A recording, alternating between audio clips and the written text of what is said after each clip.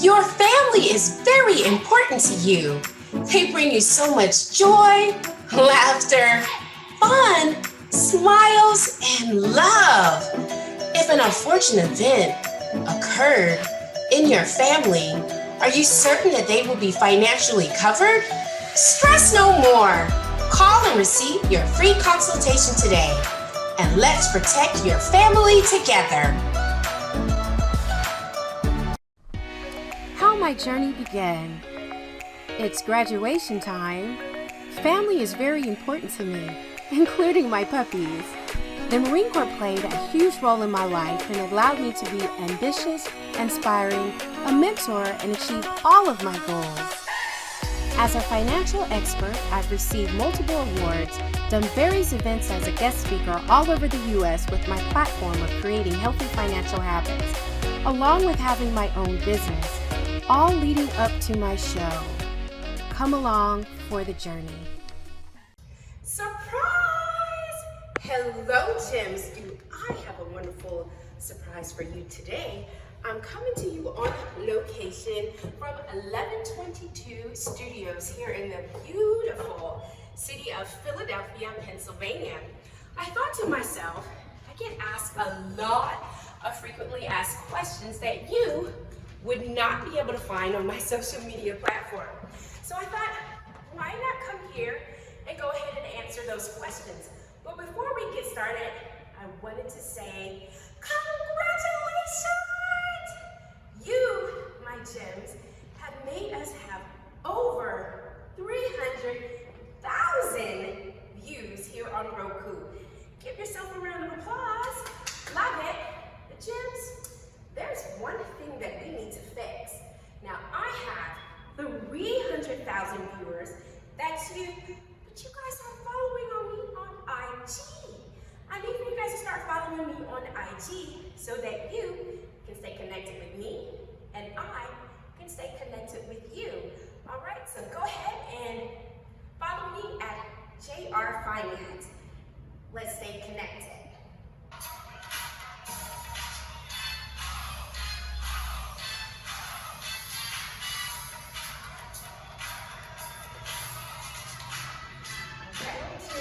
And welcome to part 2 of answering frequently asked questions. You guys want to know so much about me.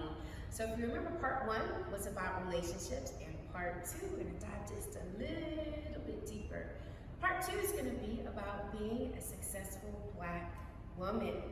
So a lot of you, you've been looking at my intro for quite some time now. You know that I'm in the Marine Corps, Semper Fi, and you also know that I'm in the finance industry. But what does that mean? How did she get there? And does she even like it? I mean, obviously I like it, but some of the pitfalls and challenges that I may have encountered along the way, and some of the questions that I frequently get from you. So I definitely want to take some time to answer those. We've got a lot to cover today, so I want to make sure I get to all of the questions. First and foremost, I work in 2 of the most male-dominated industries, finance and the Marine Corps. Only 6% of Marines make up of female Marines. So 6% of females are in the Marine Corps, and that is not a lot. Okay, and roughly about 15% of females make up the finance industry as a whole. So again, I'm in 2 of the most male-dominated industries. I don't know how that happened. Don't ask me. That was God's plan for me.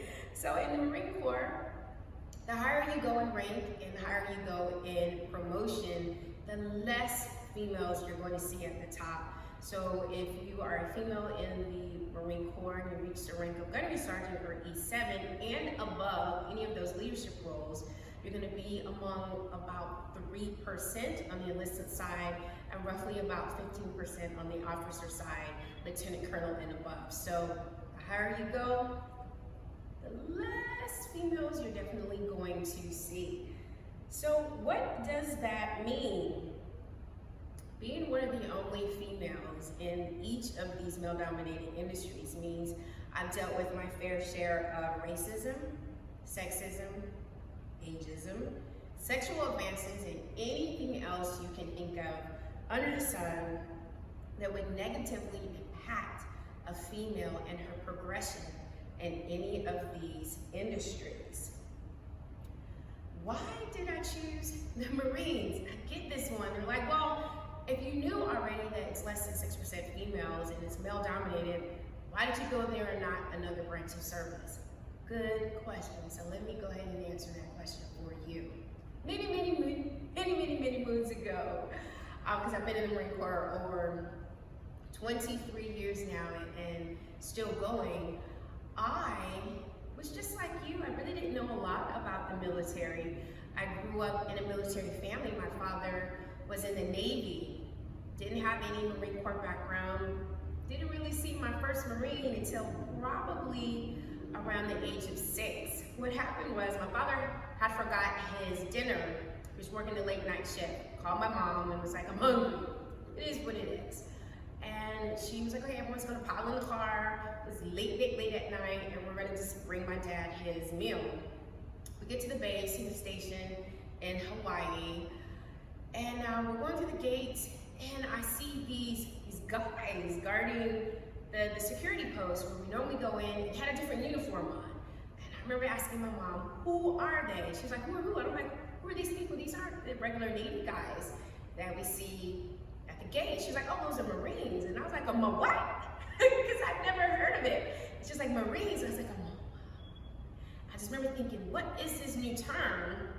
So go in, my dad comes out, gets his food, and I'm like, Mom, who are they again and why don't they look like that? They don't wear the same uniform. Like, it was just such a strange environment for a scenery for me to see. So on the way out, we're leaving the base, and I remember turning around in our Ford Bronco and looking back in the mirror and saying, what uniform is that? She was like, oh, I don't know, it's probably one of their celebrations or something, because they had on, now that I know, their dress blues. It was probably around their ball time. So on the way home, maybe like a 20-minute drive, all I kept asking my mom was, tell me more about these she's like, Marines? I'm like, yeah. She was like, it's late, Jewel. I don't have time. And I was like, okay. So every time I would watch TV on our big bubble TVs back in the day, and I would see the Marine commercial, and I asked her, well, that's the people I saw. Yes, Jewel. I said, those are the Marines. She said, yes, maybe those are them. I said, those are the guys that we saw at the gate. She was like, yes. So I would watch it, and I would just see the differences between what they did and what my dad did. Didn't think anything of it. I just liked the fact that I saw something different. I always knew that I had some type of service to me and the country. Like, I'm just volunteer work, community service, always giving back. So we're gonna fast forward a few years, and I'm in high school. I did band all the way from middle school to high school to college. And for those of you who know Mama Robinson, that's who I call her, that's my mom. When she invests in something that I needed to do, that was an investment. So I played trumpet. She invested in that. The ROTC program that was in the school at the time was a direct conflict of band. There was no way I was going to convince my mom to let go of that investment of the trumpet so I could go play with ROTC. But I always thought about it, but I was like, it never went with my schedule. Not a big deal. Graduated high school, went to college, went to the University of Georgia. And I said, you know, what if I get tired of college?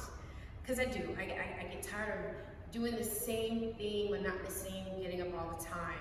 I actually wanted to be a lawyer way back in the day. That was my initial goal. And I said, you know, I need something to break up this monotony. And I was like, why not the reserves? And that's literally how it happened. I said, you know, I've always liked the Marines. They seemed pretty cool. It fit who I am at the time. I also played soccer, so I was definitely in really good shape. I had great lung capacity because I played the trumpet, I played marching band, symphonic band, jazz band. So anybody who has ever played an instrument know you have to have really good lung capacity to do all of that. I had coordination. I was like, well, you know, why not? The other branches of the service, it's not that they weren't for me, I just didn't consider them. I didn't have any other, I wouldn't say role models or anyone around me so I can see this is what, you know, Air Force looks like, or this is what Army looks like, and this is what Coast Guard looks like. I just had the Navy. My dad was just, give or take, you know, and his views on the Navy. I wouldn't say he was the happiest, but I wouldn't say that he was, agitated by it. He just was kind of like, this is what I need to do to get to my next level, which left the Marines. Back then, you had to go to the library and check out the content if you wanted to know something about it. So that's what I did and learn more about it. I was 21, so I didn't join at the typical age of 18. I was 21. Literally went down to the recruiting office and I was like, okay, where do I sign? Not how that's supposed to go. Typically, they're calling you and they're making sure that you can come in, maybe chasing you. And I was like, I want to join. I know I looked at all my options and I want to go reserves. And the programs that were available to me at that time are not the same programs available to you should you want to join. So there wasn't a reserve officer program. There wasn't a reserve JAG program. There wasn't all these reserve programs. It was literally just active duty full-time or reserve. Like I said, I was in college and I wanted to do law. So I was like, just reserves. They tried to get me to do band. I was like, nope. They tried to get me to do this. I was like, nope. Because I promised my mother that I would graduate from college. That was it. That's all she wanted. After that, go live your life. So I was like, hey, look, I'm not trying to make Mama Robinson mad. She said graduate from college. So off to the reserves I went, and that's how it happened. I literally joined up because I wanted travel, adventure, the little recruiter cards, and a little bit of camaraderie. And those were literally my reasons for joining. So off I went. And my journey began a little bit naive. So after boot camp and you join your first unit, you get bombarded with what that looks like. I decided, okay, in order to make this work for me, I need to progress. I really need to get good at what I do. So I learned how to tweak everything that I needed to do. I volunteered for everything. So I have 3 MOSs. A lot of you know I do more trade fairs. I do supply and I'm also a career planner. Schoolhouse trainings, I did that, volunteered for my deployments. I've been to Iraq 2 times and a whole bunch of stateside assignments to kind of get my career apart. I tell you this story because if you don't have some type of attachment to the reasons why you join, these could easily be some of the reasons why you quit. So when I ran into a lot of the sexism, the racism, and all of these negative things, I would always say, Jewel, why did you join? What is your purpose? And have you met those goals? And I hadn't yet. So for me, it was learning to pivot, change the direction, and find something else that I really wanted to do. Now, when it comes to the finance industry, that's just something that kind of fell into my lap. I was coming off of Marine Corps orders in sunny San Diego, did not want to go back to the previous career that I had. I was doing like a career counselor on the civilian side. And I was like, I really don't want to do that. Let me find something new. We did my resume and ta-da! One of the huge financial companies in San Diego was like, sure, we want to interview you. And I'm like, oh, this is so awesome. This is so cool. Let me get myself together again. So naive, I didn't know what I was getting myself into. I was just decided that I had an interview. And this wasn't a basic interview, it was a 3-part interview. My first time I've ever had a 3-part, almost a 4-part interview for the finance industry. To give you a little bit of a taste of how rough it was for me in the beginning, when you're entering into the finance industry and you're doing a lot of this, they love for you to, 1, have family and friends in the area, know the area, and know your way around, because that's how you're going to build your business. I have moved from California. A lot of you know I'm from Georgia, so I didn't have any family there. I had like 6 friends there, and those are just some of the Marines that I work with who hadn't moved away, and my realtor, like literally like 6 people. So I did not fit their criteria for who they typically would want in the finance industry, especially for their firm. I had to convince them that I could do it. I had to build my own business plan and present it to the general manager, who I was going to target for my niche market, why, and what I was going to do. Because I didn't know anyone, I was like, hey, every day after work, I'm going to events. I'm going to go and meet the who's who in San Diego, and give out my business card, and I'm going to grow my business like that. He honestly didn't believe me, because that's just not how you needed to do. Right around my third interview and I don't know, it wasn't my third presentation because you do a series of presentations. In my head, I'm thinking, I don't know what else you want from me. Like, either you want me to be part of here or you don't, but this is all that I know how to do. I know me and I know I'm a people person. They said, all right, we'll give you the green light.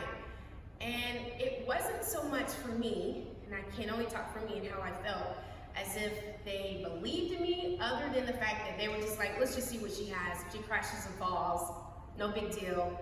She can get replaced in like 90 days or less, because it is very much a high turnover. Well, what I did is every day after work, I would go downtown San Diego, business after hours, business with partners, come meet the who's who, you name it, whatever kind of San Diego event that was going on, I was there. I didn't get home until well after 10 p.m.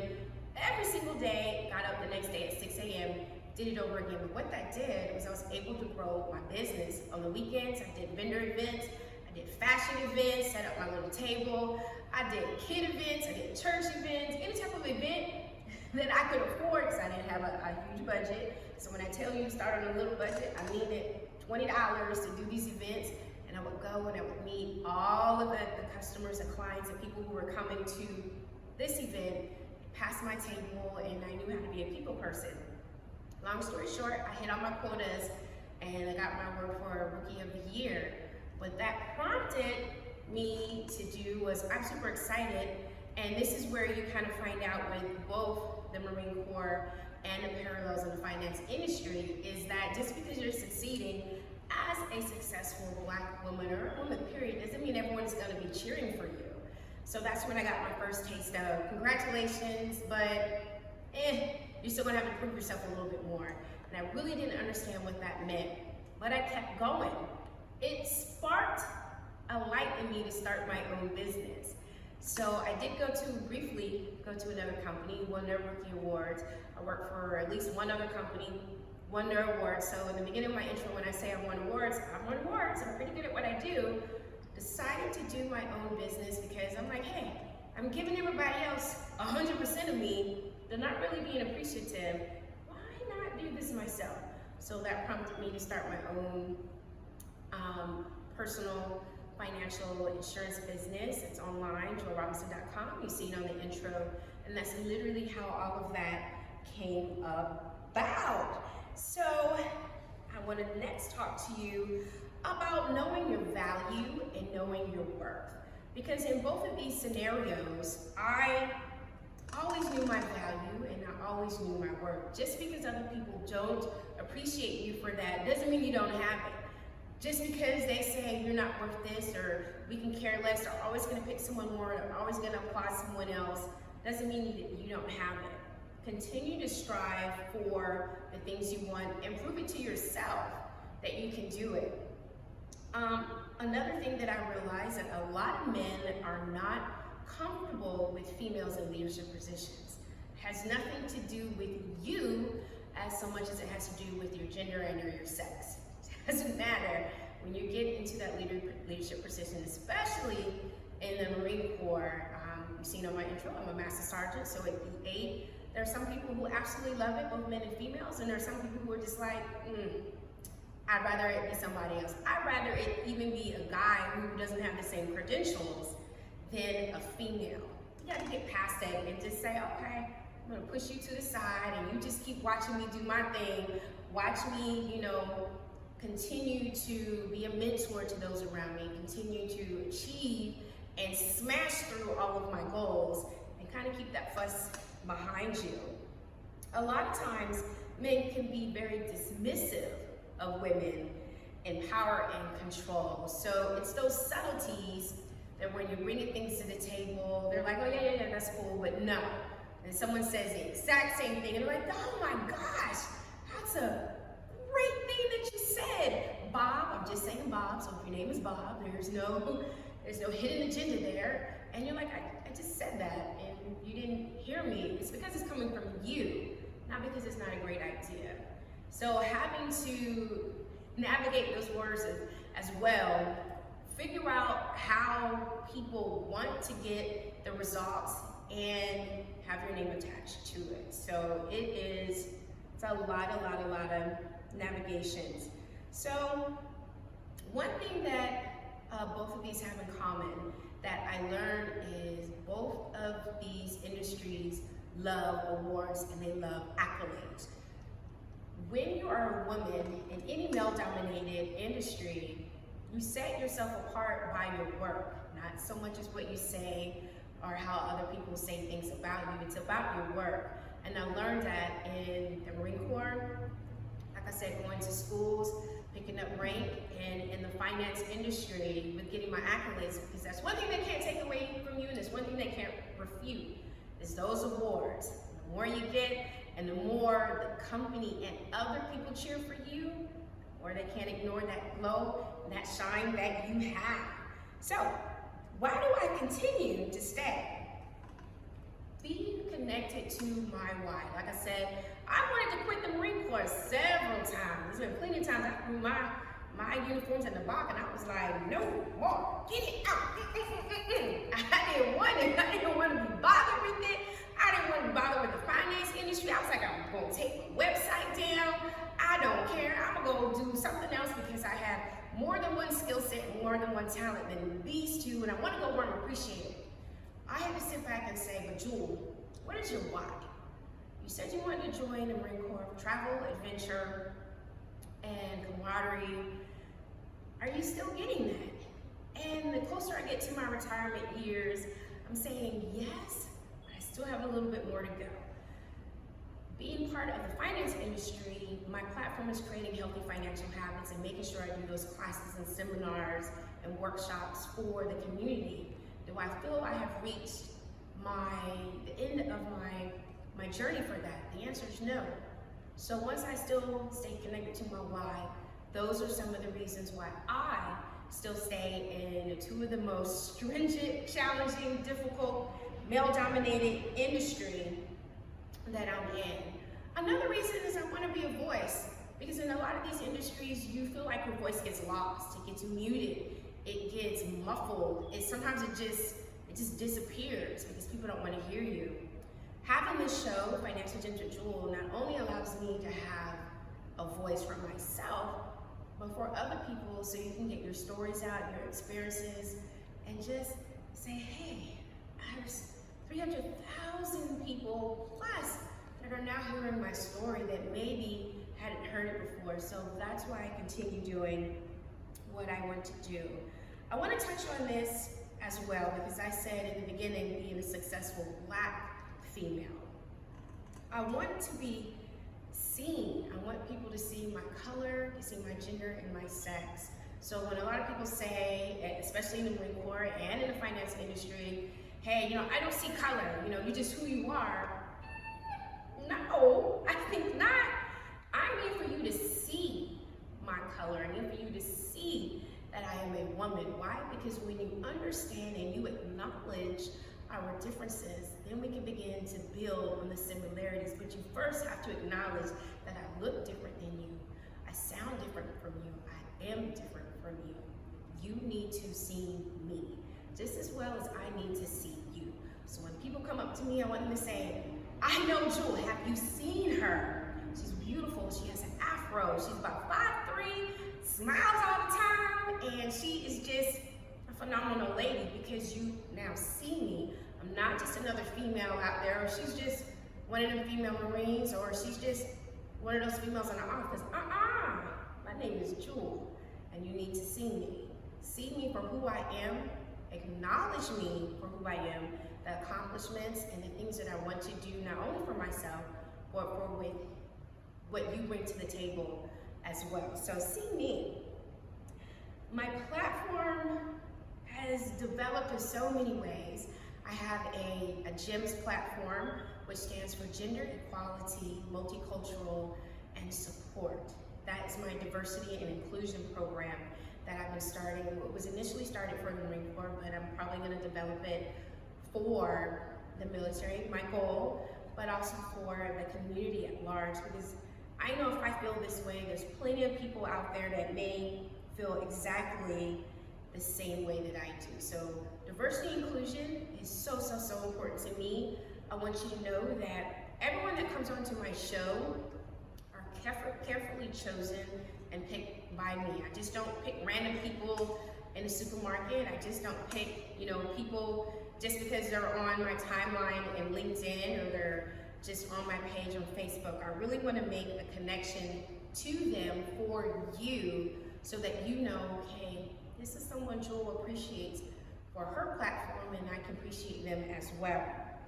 So Gems, Financial Gems with Jewel is coming up on my 1-year anniversary. Yay! I'm so excited. Can you believe it? It'll be 1 year in November. His journey has been amazing. It has been insightful. And again, there's plenty of times I was like, what am I doing? But I'm here right now to tell you we're going to keep the party going. So be on the lookout for season 2. And like I said, it'll be coming after November, after the 1 year. And I want to say, I so appreciate you guys. Thank you from the bottom of my heart. I never thought I would have over 300,000 viewers, but here you are, and we're still continuing to grow. My goal is to eventually bring you and me, us, to a bigger platform, to a bigger network, so you can watch me on multiple platforms and expand my guests, expand everything else, and continue to take you along with me on my journey. Just definitely wanted to thank you for that. So as you know, you guys have been watching my show. I always ask my guests to leave an inspirational quote. Today, I would like to leave you with an inspirational quote that you can hang on to and put it in your little pocket and take it wherever you would like to go. So my quote for you is, believe in your dreams and chase them relentlessly till they come true. Because that's what I do. I've been chasing these dreams until they come true. And let me tell you, I chase them relentlessly. Like, hey, you owe me money? That's how you gotta chase them. And don't stop until you get them. As always, Gems, 300,000 of you guys, please start following me on IG so we can stay connected at JR Finance. It allows me the time to stay connected with you and you to me. You can ask me questions. You can let me know if you want to be a guest. You can let me know if there's a certain topic that you want to hear about. But IG is definitely the best way for you to stay connected with me. I can't wait for this journey to continue. We're nearing up on our 1 year anniversary. Love, and appreciate you so much. Until next time, Gems, take care, and we'll see you soon.